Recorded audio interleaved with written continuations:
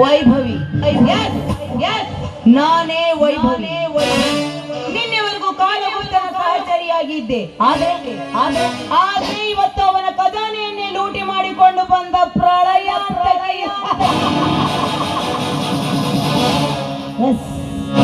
ಲೇ ಗುಪ್ತ, ಅಂದು ನೀನು ತೋರಿಸಿದ ದುರಾಸೆಗೆ ಮರುಳಾಗಿ ನಿನ್ನ ಕಾಮದ ವಲ್ಲಭೆಯಾಗಿ ನನ್ನನ್ನು ಬಳಸಿಕೊಂಡೆ.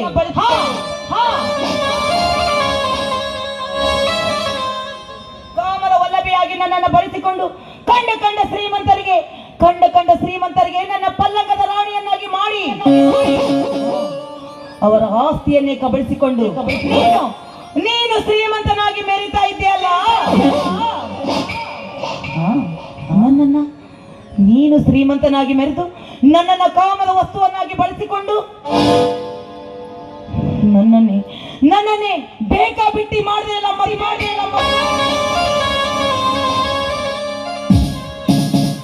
ಲೇ ಈ ವೈಭವಿ ಸಾಮಾನ್ಯದವಳಲ್ಲ ಕಣೋ. ನೀನು ಚಾಪೆ ಕೆಳಗೆ ನುಸುಳಿದ್ರೆ ನಾನು ರಂಗೋಲಿ ಕೆಳಗೆ ನುಸುಳ್ತೀನಿ.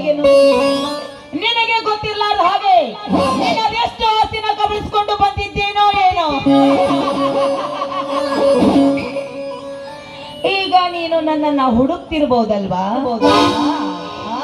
ಈಗ ನಾನು ವಿದೇಶದ ಕಡೆ ಹೋಗಿ ವೈಭವವಾದ ಜೀವನವನ್ನು ಮಾಡ್ತೀನಿ.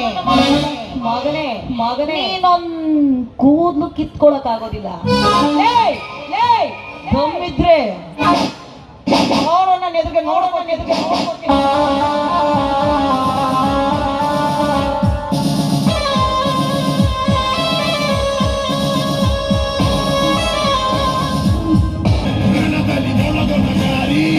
ಹಿರಿಯುವ ಮನಸ್ಸು ಪಟಾರಿ ಜನಗಣ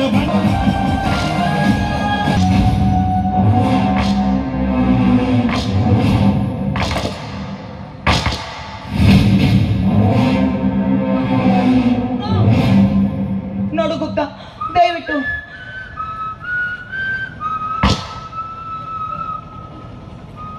ದಯವಿಟ್ಟು ನನಗೇನು ಮಾಡಬೇಡ.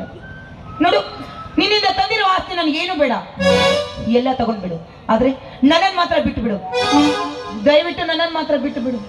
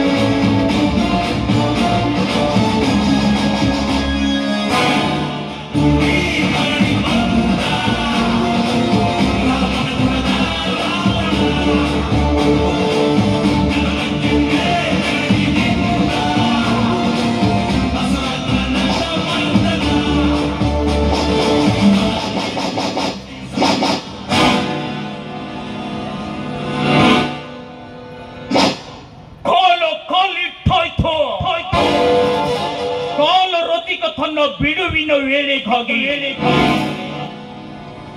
ಅಕಾಲದಲ್ಲಿ ಸೃಷ್ಟಿಸಿದ ಕಾಲ ಸ್ವರೂಪಿಯೇ ಗುಪ್ತ.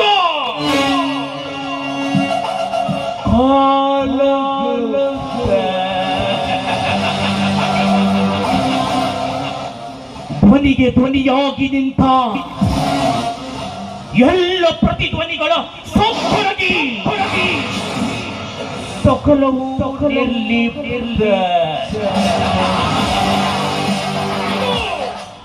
ಇದು ಕಾರ್ಕೋಟಕ ವಿಷವನ್ನು ಮೆಟ್ಟಿ ನಿಂತ ಈ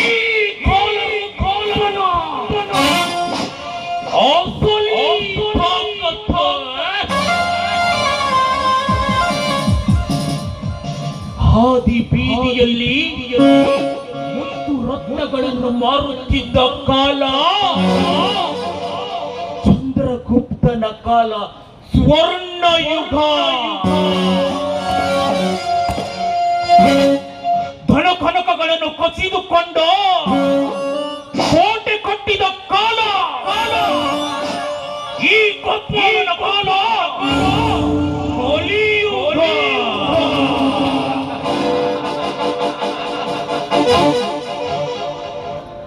ಈ ಕಾಲ ಕಟ್ಟಿದ ಬಣ್ಣದ ಪ್ರಪಂಚದಲ್ಲಿ ಕುಳಿಯಾಡುವವನಿಗೆ ಯಾವುದಾದರೇನೋ ಸಾವಿರಾರು ತಲೆಗಳಿಗೆ ಬೆಲೆ ಕೊಟ್ಟ ಬಲ್ಲ ನಾನು ಹುಟ್ಟಿನಿಂದಲೇ ಸಾವಿನ ವ್ಯಾಪಾರಿ. ಹುಟ್ಟಿಕೊಳ್ಳುವ ಕಥೆಗೆ ನಾನೇ ನಿರ್ಮಾಪಕ, ಬಿಚ್ಚಿಕೊಳ್ಳುವ ಬಟ್ಟೆಗೆ ನಾನೇ ನಿರ್ದೇಶಕ, ಅನ್ಯಾಯದ ಪರಂಪರೆಗೆ ನಾನೇ ವಿತರಕ, ಕೊಂಡರಿಸುವುದಷ್ಟೇ ಮೂಕ ಪ್ರೇಕ್ಷಕ. ಆದಿ ಅಂತ್ಯಕ್ಕೆ ನಾನೇ ನಿರ್ಣಾಯಕ.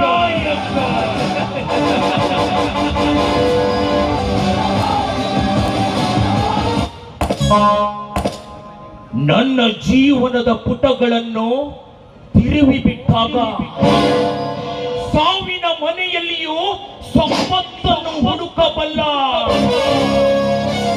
ಭಕ್ತಿಧಾರ ನಾನು. ಕೆಟ್ಟ ಸಂಗತಿಗಳಿಗೋ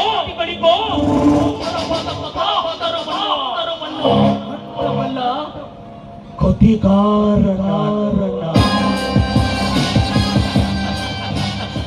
ತಪ್ಪಿಲ್ಲದ ವ್ಯಕ್ತಿಯು ತಪ್ಪಿಯು ಈ ಲೋಕದಲ್ಲಿ ಇರಲಾರ. ಸುಗಂಧವನ್ನು ಧರಿಸಿ ಬೀಸುವ ತಂಗಾಳಿ ಹೊತ್ತು ತರಲಾರದೆ ದುರ್ಗಂಧವನ್ನು.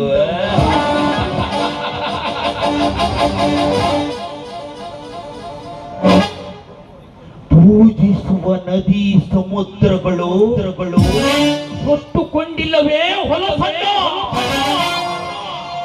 ಸಮುದ್ರ ಮತನ ಕಾಲದಲ್ಲಿ ಉಕ್ಕಿ ಬರುವ ಹಾಲವನ್ನು ಅಷ್ಟು ದಾರಿಯಲ್ಲ ನಾನು. ಒಂದು ಮುಚ್ಚಿ ವೇಷ ಬದಲಿಸುವ ಬ್ರಾಹ್ಮಣಿಯೂ ಅಲ್ಲ ನಾನು.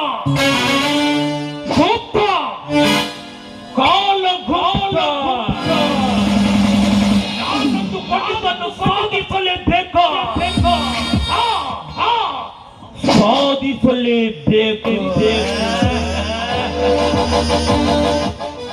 ಮಾಂಸಕ್ಕೆ ಅಂಟಿದ ಚರ್ಮದ ಹಾಗೆ ಆಸೆ ಬಿಟ್ಟಿದ್ದನೋ ಎಂದಿಗೂ ಕೈ ಬಿಟ್ಟವನಲ್ಲ. ಕೊಂಡೊಂದಿಗಿರುವ ಹಾಗೆ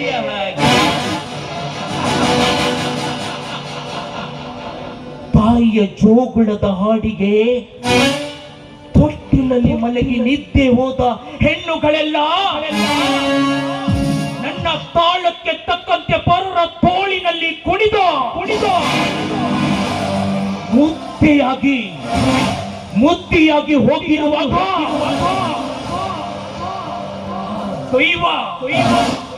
ದೈವ ನನಗೆ ನೀಡಿದ ಪ್ರಸಾದ. ಹಿಂಸೆ, ನೋವು,